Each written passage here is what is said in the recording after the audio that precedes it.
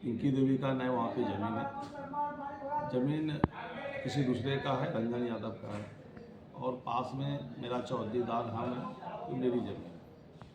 पिंकी देवी का वहाँ एक धूर भी ज़मीन नहीं है, न अगल बगल चौधरी हज़ारों फीट दूर उसका ज़मीन नहीं। तो वो आरोप अपने पति को बचाने के लिए, उनका पति एक क्रिमिनल है जो आपराधिक घटना देने के लिए वो गए थे, और जब वो ग्रामीणों के द्वारा पकड़ा गया, गोली फायर करके जब भाग रहा था, तो उस दरमियान जब उनको पकड़ा ग्रामीणों के द्वारा, जो भी उनको मारपीट किया गया, हम तो उसको बचाए, गांव का भी था लेकिन है तो अपराधी, फिर भी हम पुलिस को इन्फॉर्म करके पुलिस आए।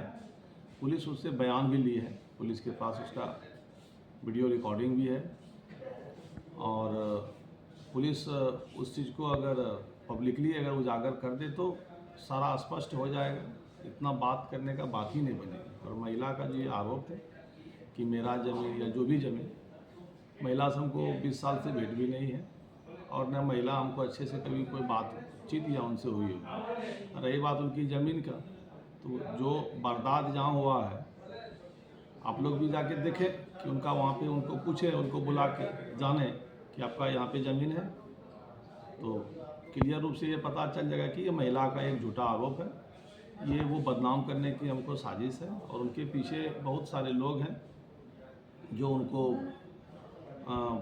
बाढ़ साड़ दे करके इस तरह की जो है उनको कहवाया जा रहा है कि इनको बदनाम करें, क्योंकि हमारे चुनाव में भी बहुत लोग जो है हमारे विरोध में थे, और वो जितने भी विरोधी हैं सब महागठबंधन के लोग हैं, और वो सब लोग चाहते हैं कि इनको किसी तरह बदनाम करें।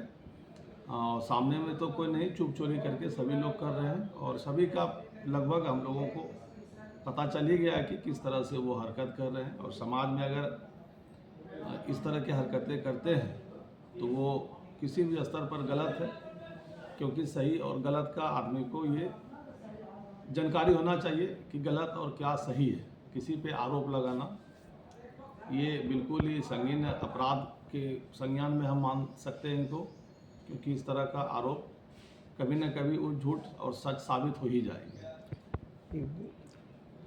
तमाम मामलों पर थाना प्रभारी का क्या भूमिका आप देखते हैं, किस तरह से देखते हैं?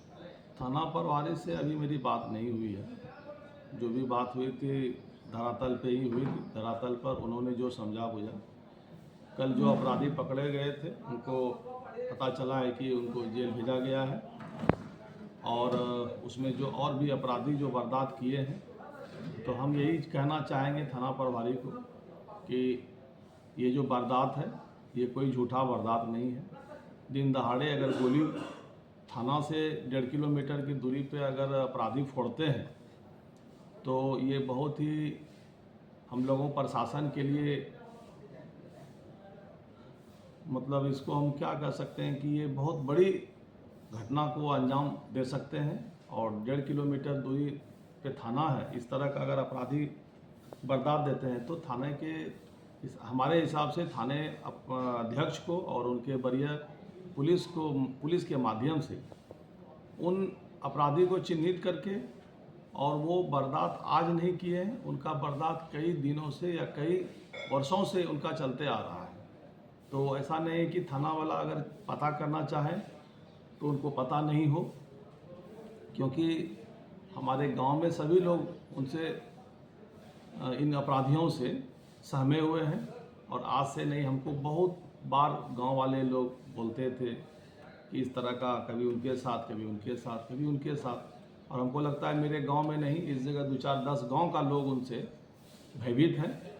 तो हम चाहेंगे कि इस तरह का जो भूमाफिया भी है, ये लोग दूसरे का ज़मीन को हड़पना, रात में जेसीबी चलाना, अब तो रात में दिनों में जेसीबी बाउंड्री तोड़ देना, किसी को उठा करके ला करके एग्रीमेंट करवा लेना, ये लोगों का एक धंधा हो गया है। तो इस धंधे में हमारी सरकार तो पूरी तरह से मुस्तैद है कि इस तरह के अपराधी भूमाफिया जो हैं उनको बख्शा नहीं जाएगा।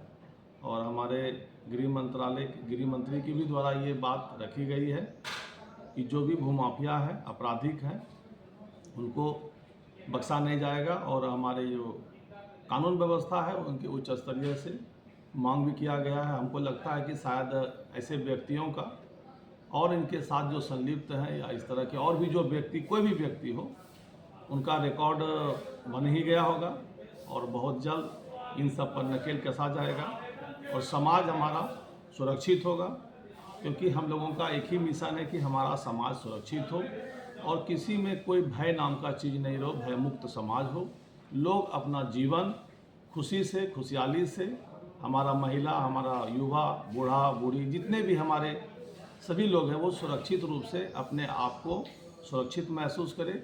ऐसा समाज हम लोगों को बनाना है, ऐसा समाज ही हम लोगों को चाहिए।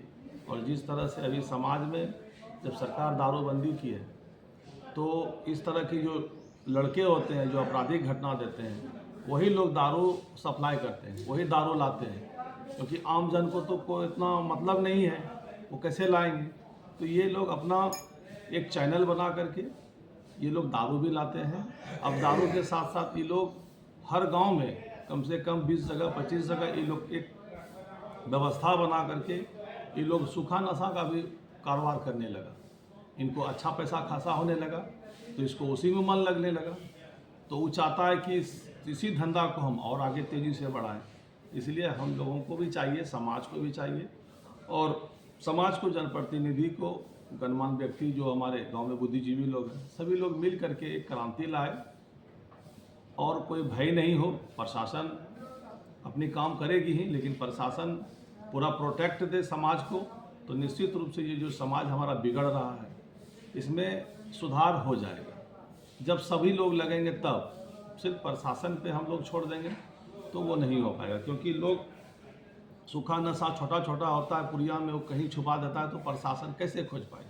इसलिए हम लोगों को ये चिन्हित करके प्रशासन को बताना होगा और गांव में हम लोगों को यूनिटी बनाना होगा। जिस तरह से हमारे देश आज़ाद में, देश को आज़ादी करने में हमारे देश के सभी नागरिक मिल करके अंग्रेज़ों के खिलाफ एक मुहिम चलाए, क्रांति लाए, उस तरह से अगर अपने समाज को ही सुरक्षित करने में अगर सभी समाज के वर्ग एकजुट होकर के एक ताकत बनकर अगर मजबूती अगर समाज में दिखाएंगे, तो निश्चित रूप से हम ये दावे के साथ कहते हैं कि जो भी बिचौलिया, जो भी गुंडागर्दी करने वाले हैं, जो सामाजिक तत्व के लोग हैं, वो अपने आप इस धंधा से, कारोबार से पीछे हट करके और जो उसका दिनचर्या है उसमें बदलाव होगा और जितना उसका क्षमता होगा उस क्षमता के हिसाब से वो अपना कारोबार मार्केट में, बाज़ार में जाके काम करने का काम करेंगे, ठेला रिक्शा चलाएंगे और उसके परिवार में भी एक खुशहाली होगी, क्योंकि उस पैसे से उनके बच्चे का सही भविष्य बन सकता है।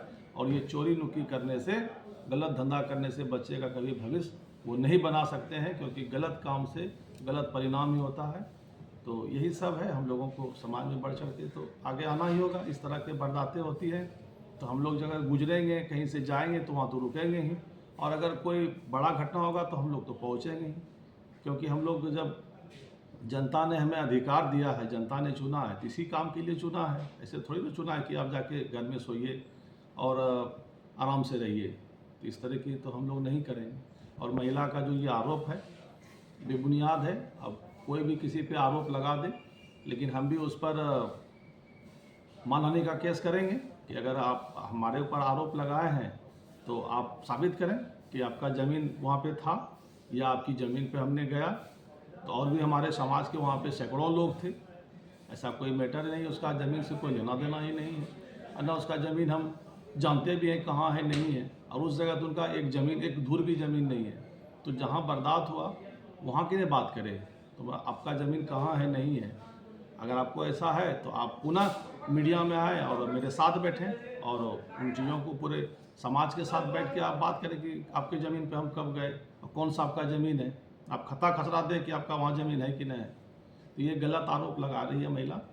हम नहीं समझ पाए थे कि ऐसे भी समाज में लोग होते हैं जो झूठा आरोप लगाते हैं, लेकिन हम चाहेंगे कानून से, प्रशासन से कि अगर इस तरह की महिला आरोप लगाई है, और समाज से भी आग्रह है कि इन तरह के महिलाओं से या इन तरह के समाज के गंदगी लोगों से अगर इस तरह का किसी समझदार व्यक्ति पे या सुलझे हुए व्यक्ति या और भी कोई भी गण व्यक्ति पर आरोप लगाते हैं तो इन लोगों को चिन्हित करके उनसे दूरी बनाए और उनको समाज से समाज उनको सबक दे कि आप गलत आरोप लगाए हैं तो आप कानून के हिरासत में जा सकते हैं। वो बिल्कुल बेबुनियाद है। वो महिला का वहाँ से हजारों मीटर दूरी पे जमीन ही नहीं है। क्या मामला है पूरा? मामला है कि हम जमीन अपना नापी करवाने का कल रखे थे और हमारे जमीन के बगल में दक्षिण साइड में विधायक जी का भी पुश्तैनी जमीन है। तो हम विधायक जी को भी खबर किए थे कि भैया आप जमीन आकर के देख लीजिएगा, हम लोग नापी करवाएंगे। तो हम लोग वहाँ पे नापी करवा रहे थे। नापी करवाने के क्रम भैया सभी पहुँचे थे वहाँ, नापी करवा रहे थे। उसके बाद जो कि इधर से 8-10 आदमी की संख्या में गया और गोली फायर करना जो कि शुरू किया। उसके बाद विधायक जी को फ़ोन किया, वो आए। वो आने के बाद फिर हमारा जान जो कि सुरक्षा में रहा। और उनके द्वारा 2020 से जमीन प्रति रखा है 3 बीघा जमीन। किसका जमीन है वो? जमीन मेरा काली यादव का है। आपका है? जी, मेरा नाम रंजन कुमार यादव है। मेरा पिताजी के नाम पर है। जी। और वो लोग कब्जा करना चाह रहे हाँ, थे? वो लोग कब्जा करना चाहते हैं। कौन लोग कब्जा करना चाह रहे थे? उसमें एक दुर्गा दयाल है, उसका भाई है, गोलू है, जितेंद्र है, तो ये बुच्चल है, सिकंदर है। ये सब लोग आकर के बाजबरन कब्जा करना। महिला क्यों आरोप लगा रही है? महिला बेबुनियाद महिला इसलिए आरोप लगा रही है, उसका पति जो है कि ग्रामीण ने उसको पकड़ा। जब गोली फायर किया वहाँ पे तो ग्रामीणों ने उसको रगत करके पकड़ा। वो भागने के क्रम में जो कि वो छूट गया गाड़ी पर से, जो कि उसको ग्रामीण ने पकड़ा है। और ग्रामीण के पकड़ने के बाद जब विधायक जी वहाँ पहुँचे तो फिर विधायक जी थाना वाला को फ़ोन किए और ग्रामीण ने उसको जो भी मारपीट की है ग्रामीण की है। विधायक जी उनको बचाने का ही काम किए और हमको मामला दर्ज करवाए हैं आप लोग? जी हाँ, थाना में दिए हैं। कहाँ? मसूदनपुर थाना में आवेदन दिए हैं। क्या नाम हुआ आपका? रंजन कुमार यादव।